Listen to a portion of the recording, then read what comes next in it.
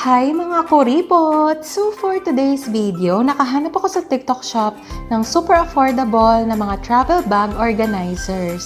Nasa 8 pieces na lahat itong nabili ko at meron siyang iba't ibang sizes. In fairness, maganda yung quality ng tela na ginamit dito sa mga bag na to. Maganda yung pagkakatahi, pati yung mga zipper niya ay matibay talaga. Meron siyang mga lalagyanan ng damit, pwedeng lalagyanan ng toiletries, meron pa nga lalagyanan ng mga underwear dyan. Meron pa nga siyang 3 mesh bag, small, medium, and large.